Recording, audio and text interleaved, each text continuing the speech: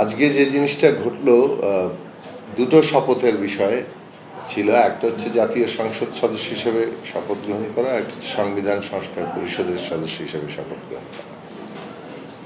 তো এটা ওই যে আদেশ যেটা তৈরি করা হয়েছিল গণভোট এবং ক্ষেত্রে, সেই আদেশের মধ্যেই এই বিষয়টি ছিল। কিন্তু আমরা তো এটা ঠিক যে আমরা গণসংহতি আন্দোলনের পক্ষ থেকে প্রথম সংবিধান সংস্কার পরিষদের দাবি তুলেছিলাম 2023 সালের 28শে আগস্ট আমাদের যুগপৎ ধারার আমাদের গণতন্ত্র মঞ্চের সমাবেশ থেকে আমরা এই প্রথম এই দাবিটা ওইভাবে সামনে আনি যে আগামী নির্বাচনটা একই সাথে জাতীয় সংসদ নির্বাচন এবং সংবিধান সংস্কার পরিষদের নির্বাচন হবে। তার মধ্য দিয়ে আসলে সংবিধানের যে মৌলিক পরিবর্তনগুলো দরকার, সেই মৌলিক পরিবর্তনটা যাতে টেকসই হয় সেটাই ছিল আমাদের মূল লক্ষ্য। কেননা একটা পার্লামেন্টে যখন 2/3 সদস্যরা একটা সংবিধান বিভিন্ন অনুচ্ছেদ কিংবা ধারা পরিবর্তন করতে পারে, কিন্তু সেই পরিবর্তনটা আবার আদালত কর্তৃক চ্যালেঞ্জড হয়। এবং এইভাবে আমরা দেখেছি যে ত্রয়োদশ সংশোধনীর কি পরিণতি হয়েছে, তারপর পঞ্চদশ সংশোধনী এসছে, আবার পঞ্চদশ সংশোধনীর পরিণতিটাও আমরা আদালতের মাধ্যমে দেখলাম। তো অন্যান্য সংশোধনীর ক্ষেত্রে এটা প্রযোজ্য। এইবারে যে সংবিধানের সংস্কারের প্রশ্নটি এসছে, এটা মৌলিকভাবে অনেকগুলো বিষয়কে, সংবিধানের বিষয়গুলোকে স্পর্শ করে এবং তার ক্ষমতা কাঠামোগত যে চরিত্র বিদ্যমান সংবিধানে এখনো আছে, সেইখান থেকে একটা তাৎপর্যপূর্ণভাবে বদল, মানে একটা ক্ষমতার কেন্দ্রীভবন যেখানে আছে সেখান থেকে একটা গণতান্ত্রিক ক্ষমতার ভারসাম্য সহ একটা গণতান্ত্রিক ক্ষমতা কাঠামোতে যাওয়ার প্রশ্ন, এবং যেটা নিয়ে বিএনপি সহ আমরা সবাই মিলে আলাপ আলোচনা করেছি। আমরা যেটা একই সাথে বলেছিলাম যে যে কাজই আমরা চাই না কেন, যে দাবি আমরা উত্থাপন করি, এটা তো আসলে ন্যূনতম একটা জাতীয় ঐক্যমত্যের ভিত্তিতে হওয়া দরকার। আমাদের পক্ষে তো একাই আমরা যা চাইলাম সেটা সকলেই মেনে নেবে এরকমটা তো মানে হতে পারে না। ফলে আমরা আমাদের দাবি তুলব, কিন্তু আমরা চাইব সকলের সম্মতির ভিত্তিতে একটা জায়গায় আমরা যাতে পৌঁছাই, এটাই গণতান্ত্রিক উপায় হবে। বিশেষত এই ধরনের একটা বিরাট গণ অভ্যুত্থানের পরে এত আত্মত্যাগ, এত রক্ত আমাদের শহীদদের, সেই জায়গা থেকে এইটা একটা জাতীয় আকাঙ্ক্ষা হিসেবে যাতে আসে, সেই ন্যূনতম মানে জাতীয় ঐকমত্যের ডাকটা আমরা কিন্তু 5ই আগস্টের পরপরই বলা চলে অল্প সময়ের মধ্যে শুরু করেছিলাম, যে ন্যূনতম জাতীয় ঐকমত্যের ভিত্তিতে আমরা একটা গণতান্ত্রিক রূপান্তর ঘটাতে পারি, উত্তরণটা তৈরি করতে পারি। সেই হিসাবেই এই জায়গাটা এসছে। কিন্তু বিএনপির দিক থেকে কিন্তু নোট অফ ডিসেন্ট দেওয়া হয়েছে অনেকগুলো বিষয়, কিন্তু আদেশে সেই নোট অফ ডিসেন্টগুলো আবার বাদ দিয়ে দেওয়া হয়েছে।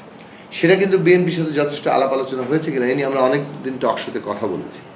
ফলে সেই জায়গা থেকে এটা বলতে হবে যে আমরা আমাদের দাবি দেওয়া যদি গৃহীত হয়, কিন্তু এটা যদি আরেকজন এটাতে তার নোট অফ ডিসেন্ট থাকে, ভিন্নমত থাকে, তো তার ভিন্নমতের অধিকারকে তো আমার স্বীকৃতি দিতে হবে।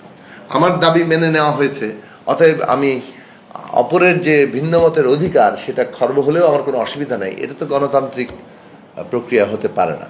ফলে সেই জায়গা থেকে আমরা বলেছিলাম যাই আমরা করি না কেন ন্যূনতম জাতীয় ঐক্যমত্যের জায়গাতে দাঁড়ানো দরকার।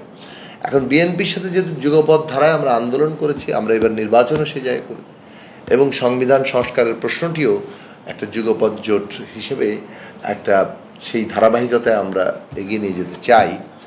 সে কারণে আমাদের দিক থেকে আমরা এই জায়গাটা বলেছি। বিএনপি আমাদেরকে যেটা জানিয়েছেন যে তারা মনে করেন যে বিদ্যমান সংবিধানের মধ্যে কোথাও সংবিধান সংস্কার পরিষদের শপথ প্রক্রিয়া কি হবে এটা উল্লেখিত নেই।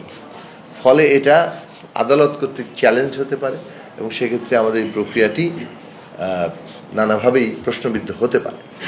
এখন এটা তাদের একটা মতামত, এবং এই মতামতের ভিত্তিতে নিশ্চয়ই তাদের মানে তারা তাদের পদক্ষেপটা নিয়েছেন, এবং সেই পদক্ষেপের মধ্যে তারা যেটা মনে করছেন যে আগামী সংসদ যখন বসবে সেই সংসদে এই সংবিধান সংস্কার পরিষদের বিষয় নিয়ে আলাপ আলোচনা হবে, এবং সেখানে কিভাবে শপথ নেওয়া হবে, কার অধীনে শপথ নেওয়া হবে, সেইটা সেখানে প্রয়োজনীয় আইন পাশ করে তারপরে এই সংবিধান সংস্কার পরিষদ গঠন করা যেতে পারে।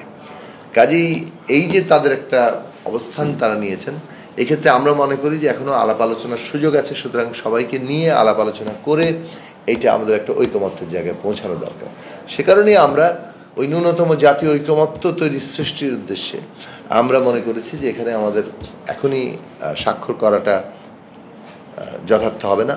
আমরা এই বিষয়ে আলাপ আলোচনা করব এবং প্রয়োজনে সংসদ অধিবেশন পর্যন্ত আমরা অপেক্ষা করব এবং সেই সংসদ অধিবেশনেই এটার একটা মূলত আমরা একটা চূড়ান্ত সিদ্ধান্তে পৌঁছাতে পারব। তো সেই দিক থেকে সংবিধান সংস্কার পরিষদ আমাদের দিক থেকে তোলা দাবি, আমরা সেটা প্রয়োজনীয় মনে করি এবং সেটার জন্য আমরা কাজ করব। কিন্তু একই সাথে আমরা ন্যূনতম জাতীয় ঐকমত্যের ভিত্তিতে এই জায়গাটা, এবং বিএনপি একই সাথে শুধু সংখ্যাগরিষ্ঠ দল নয়, তারা 2/3 সংখ্যাগরিষ্ঠ দল এবং তারা ইতিমধ্যে তাদের নেতৃত্বে সরকার গঠিত হয়েছে। কাজেই তাদের মতামতকে গুরুত্বের সাথে নিয়েই এই আমাদের যে ঐকমত্য তৈরি করা এবং একটা উত্তরণ পর্বটা সম্পন্ন করার কাজটা করতে হবে। সেভাবেই আমরা একটা টেকসই পরিবর্তন আসলে আনতে পারবো। সেই জায়গা থেকে আমরা মনে করেছি যে এটা করা, এবং অপরাপর প্রত্যেক স্টেক হোল্ডার এবং দলকেই এই বিবেচনাটা আমাদের মনে হয় যে রাখা দরকার, যে আমরা এই উত্তরণ জায়গাতে কিভাবে ঐকমত্যের জায়গায় কত দ্রুত বেশি পৌঁছাতে পারি সেটাই আমাদের মনোযোগ থাকা দরকার। কেবলমাত্র রাজনৈতিক বিরোধ যাতে আমাদেরকে উত্তরণের পথে কোথাও বাধা সৃষ্টি না করে সেই সব বিষয় বিবেচনায় রেখে আমাদের এই চেষ্টাগুলো, ঐক্যের জায়গাগুলো তৈরি করার দিতে সর্বাত্মক চেষ্টা করা দরকার। তো সেইটার আমাদের অবস্থানের নির্দেশনা তৈরি করেছে। ইতিমধ্যেই বিএনপির দিক থেকে ঘোষণা করা হয়েছে যে তারা গণভোটে তাদের অবস্থান কি, তারা হ্যাঁ সূচক। বিএনপি চেয়ারম্যান নিজেই এখন বর্তমান মাননীয় প্রধানমন্ত্রী হিসেবে আজকে শপথ নিয়েছেন, তিনি তো তার অবস্থান ব্যাখ্যা করেছেন। কাজে এদিক থেকে যেটা হচ্ছে যে সংস্কারের বিষয়ে আমরা তো একটা ঐকমত্যে পৌঁছেছি, জুলাই জাতীয় সনদ স্বাক্ষরিত হয়েছে এবং সেই প্রশ্নগুলো জায়গাতে আমাদের বিবেচনা, আমরা যেমন অঙ্গীকারাবদ্ধ তেমনি বিএনপি সহ সকল যারা স্বাক্ষর করেছেন তার প্রত্যেকেই অঙ্গীকারাবদ্ধ, কারণ প্রত্যেকেরই নোট অফ ডিসেন্ট আছে। কাজেই যে দল সংখ্যাগরিষ্ঠতা পাবে অনেক ক্ষেত্রেই তাদের মতামত হয়তো প্রাধান্য পাবে এবং সেটাই তো স্বাভাবিক। মানে গণতান্ত্রিক প্রক্রিয়ায় কোনো না কোনো পদ্ধতি, যখন একটা বিরোধ তৈরি হয়, যখন একটা অনৈক্য তৈরি হয়, তখন তার একটা মীমাংসার পথ তৈরি করতে হয়। মীমাংসার পথটা হচ্ছে জনগণ যাকে ম্যান্ডেট দিচ্ছে সেই ম্যান্ডেটের ভিত্তিতেই কিন্তু সেই অংশটা প্রাধান্য পাচ্ছে। এবং এটাও তো ওই অর্থে আবারও জনগণের মধ্যে পরিবর্তনের জায়গা আছে। জনগণ যদি ভিন্ন কিছু আরেক সময় মনে করেন তখন সে অনুযায়ী তো এটা বদলাতে পারে।